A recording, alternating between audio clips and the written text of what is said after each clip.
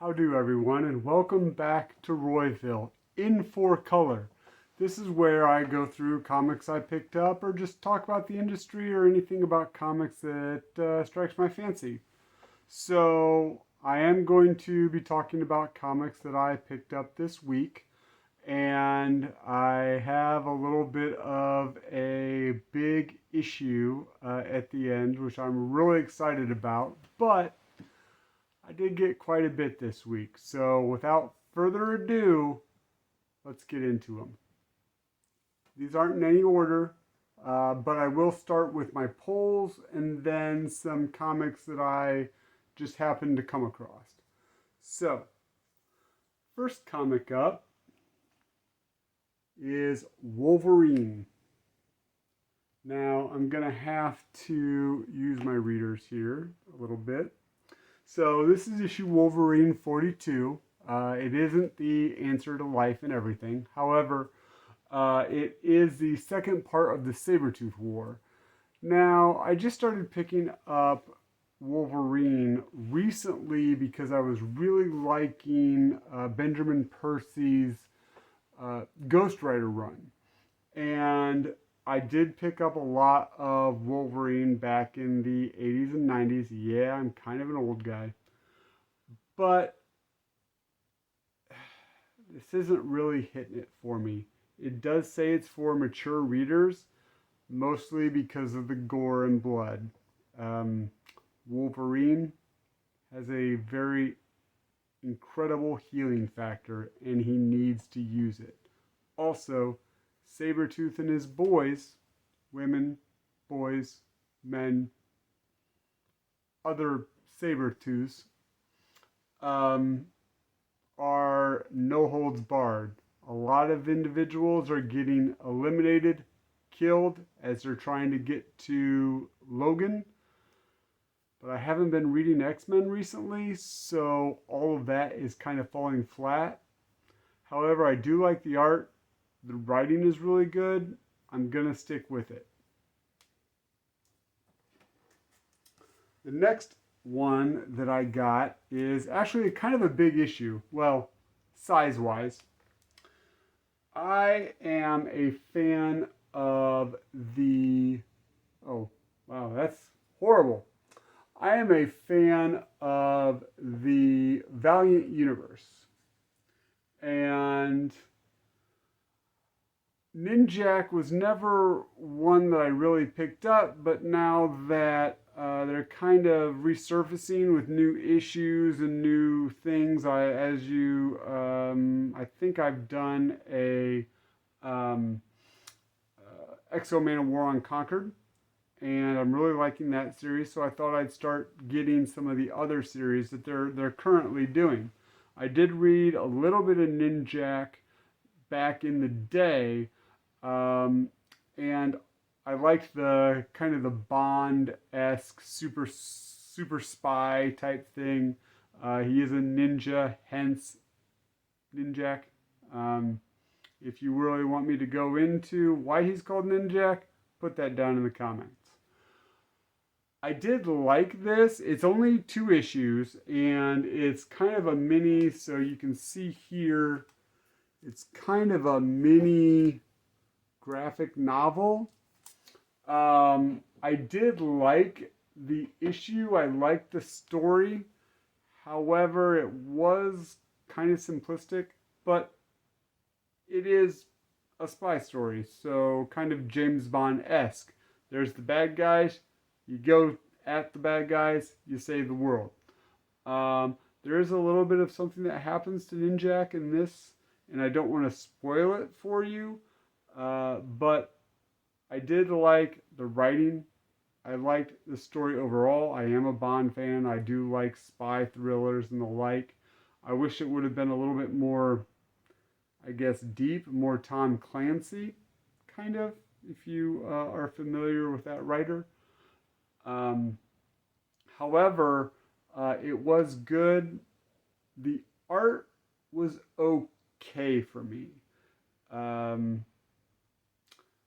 I wished it would have been a little bit more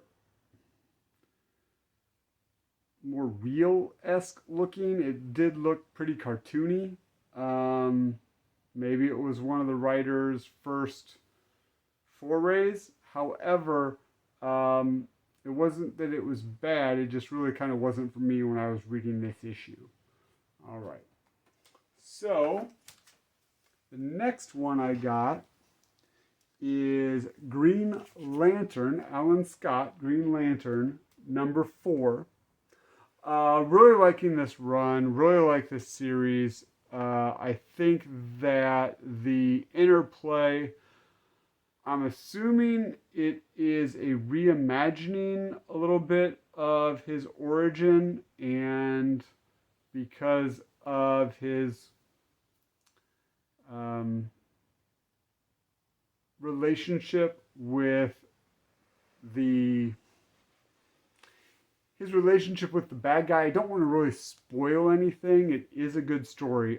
Because of his relationship with the bad guy and the interplay between the power of the red energy and the green energy, it is a pretty fun story. It is a lot of action, which I like, especially in JSA character stories.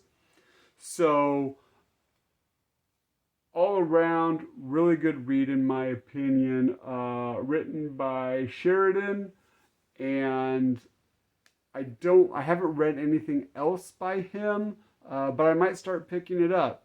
He is a little wordy, but I do like it, and I really like the art in this.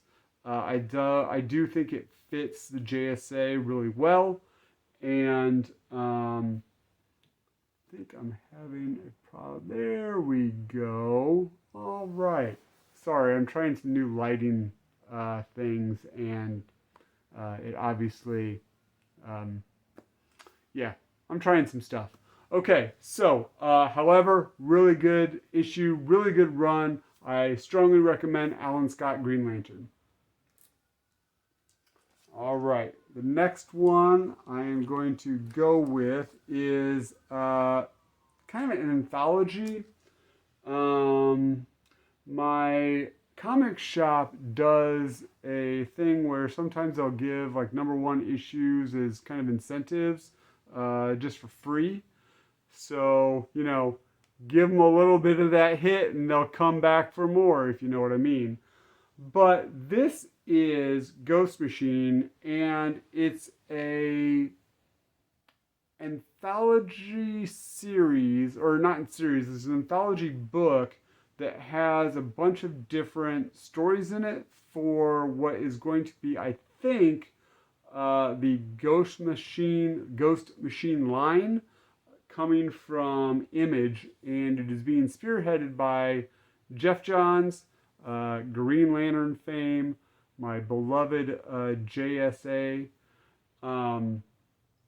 So I think he's spearheading it with some other creatives. I'm not exactly sure what's going on, but I did like a lot of the ideas. Basically, it's kind of a new universe. I don't know if there's going to be multiple new universes, because the main 3 characters here were in kind of the first part of the book, and I think they are actually being written by Jeff Johns. And then there was 2 other stories. The Rockefellers, which is a family from the future that comes back into the past, or our current time. They're from the 25th century. They come back. And Halo and Brimstone and Halo, something like that. I'm not exactly sure, about 2 teenagers. And that was maybe its own universe. And then the last part of the book talks about Hyde Street, which is kind of intriguing to me. It reminds me of the Crypt Keeper show, Tales from the Crypt. It looks like anything creepy or scary can happen on Hyde Street. And so it looked like it might be an anthology series of various horror stories, which I thought was pretty cool, very intriguing. I am going to start picking up some of these. This is Geiger, Redcoat, and one of the wardens. I think Exodus is the name of the series. But they are coming out soon. I think next month is when, or in April is when these three come out. So I'm pretty excited. I put them on my polls, and they definitely got me with that little bit of drug, that little bit of comic drug. I'm in for more.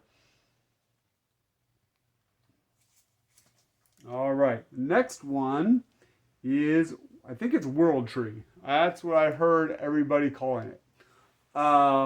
So this is by Tinian, and if you've seen any of my other videos, he is the writer for Justice League Dark, the second volume, and I'm pretty excited to get into that. The reason is because I really like this series. He created a very noir, man, I'm trying to, it is very hard to explain this series, I must say. He created a very noir style. Basically, the world is being overrun by a dark web. And there are individuals that are trying to save the world. Basically, this dark web creates serial killers. And if you are on it, if you get into it, yeah, you're in trouble. Well, now the world has kind of been, sorry if you can hear other people, but now the world has been overrun by the internet, this dark internet, and there's a small group of people that are trying to save the world, but there's also kind of this government agency that is either friend or foe, and then there's this woman that's running around that is very clothes challenged. Seriously, lady, just go to Walmart, get jeans and a t-shirt. I mean, anyway, but I really like this series. The art is very evocative, it's dark, and I can't wait to see where this goes. All right, and the last book that I got on my polls is Titans Beast World number 6, the last of the Beast World miniseries, and my gosh, I loved it. It was great. The ending's really cool, how they're able to resolve anything. If you are interested, let me know in the comments, and I might do a big overview of the event. However, I don't want to spoil anything if you are reading or want to read this. All I can say is it was very, very satisfying at the end, and it definitely sets up for what's going to be happening with the Titans in at least the near future. And I'm on board. I want to see what happens. So, Titans Beast World, the last of the mini-series, and really good, strong recommend. All right, so now I picked up some other books, and remember, wait till the end for that big finale. But, so, I was at my store, my local store, and I got they do a thing where they put a bunch of comics together in a run, and sometimes it's a complete run, sometimes it's half the run, and they usually have pretty good deals on them. So I like the character Jessica Jones from Marvel. You might know her if you're not a big comic reader from the Netflix TV show. However, I did not know this existed, so I'm going to show you from the last to the first issue. So it's called The Variants, a Jessica Jones Mystery. And there's issue, no, it's just a 5-issue. It's by Gail Simone and Phil Noto, sorry. And I really like this cover. Kind of the variants showing up for her there. And there's her with Jen. Once again, you might know She-Hulk from the Disney series.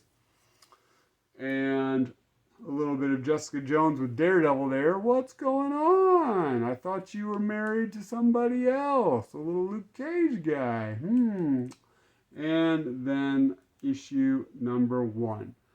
Now, I liked the concept of this series.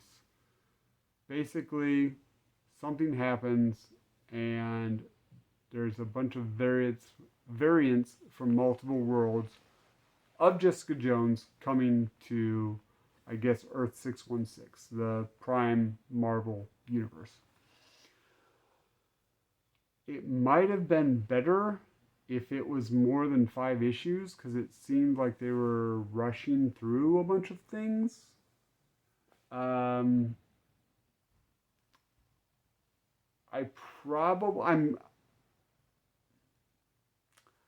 I guess I have to say I wasn't a great fan. And I know that Gail Simone is very highly acclaimed. I did read some of her Birds of Prey, and I liked that.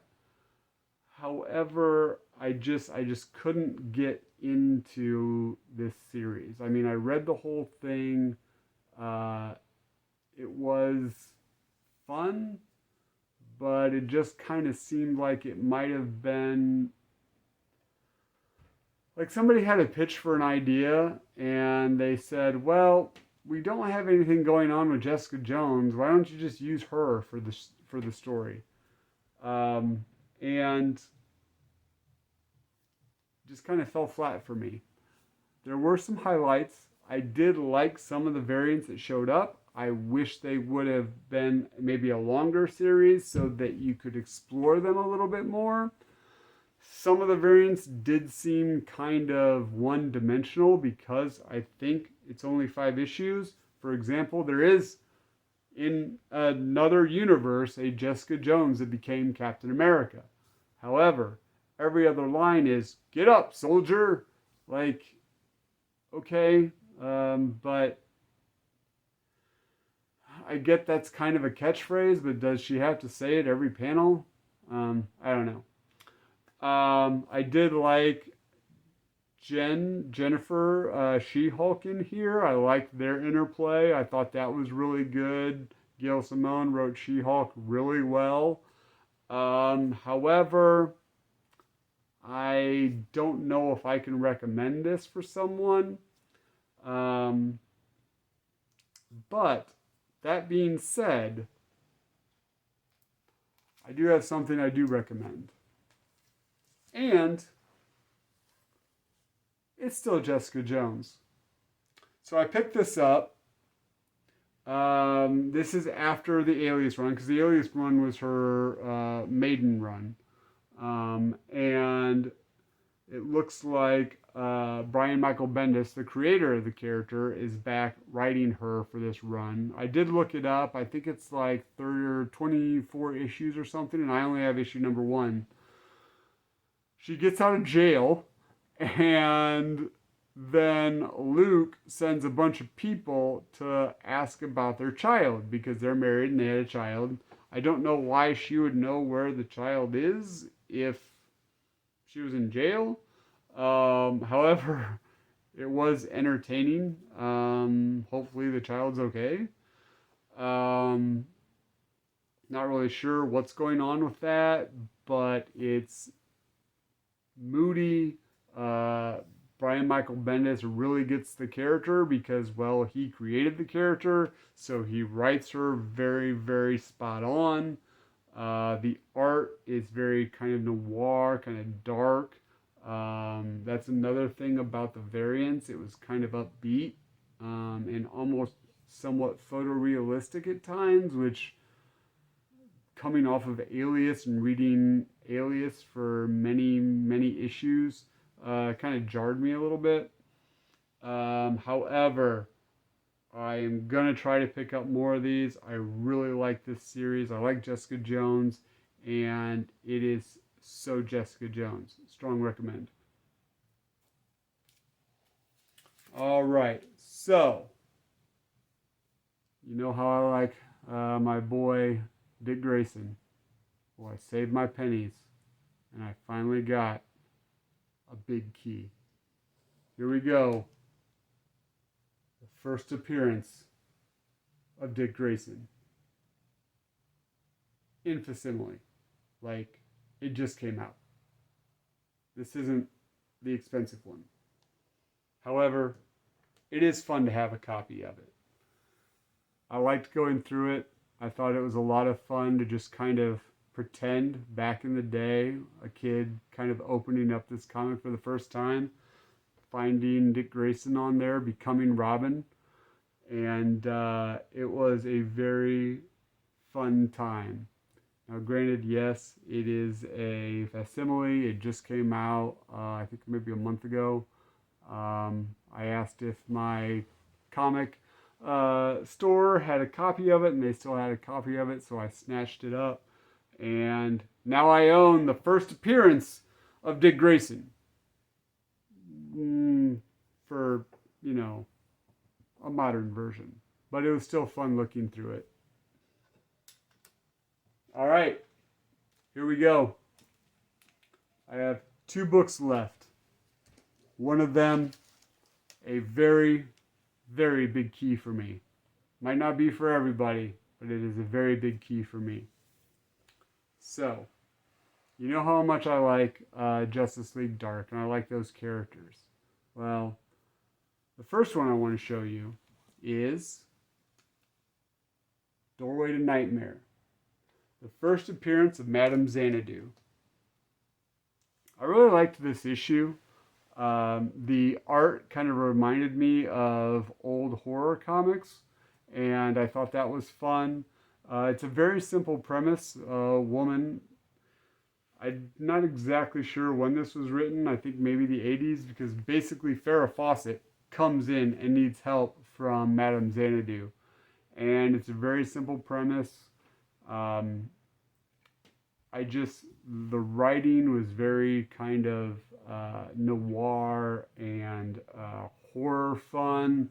The creepy cellar, the demonic entity trying to do things for various purposes, a cult trying to gain immortality. It was just a great time.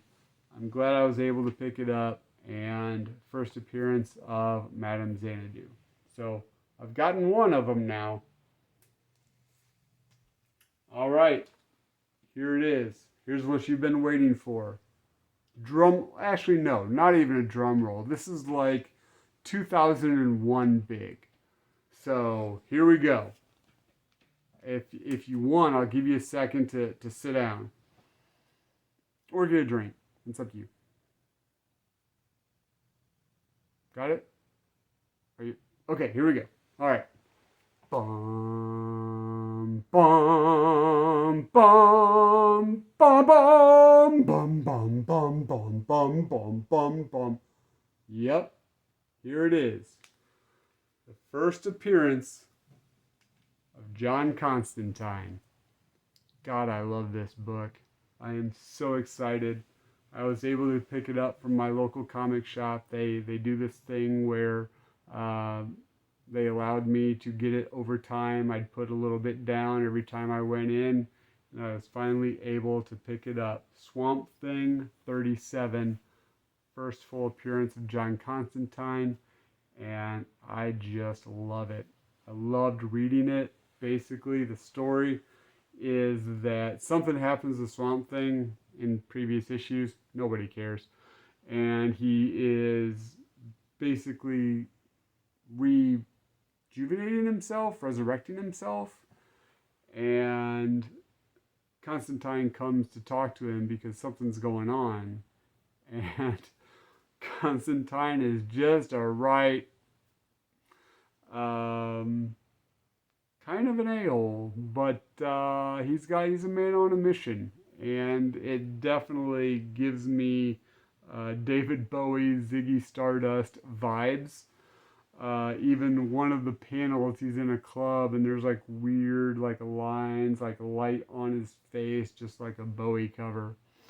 It is a great read. It is fun, and I am so excited that I have this in my collection now. Let's just look at it for a minute, shall we?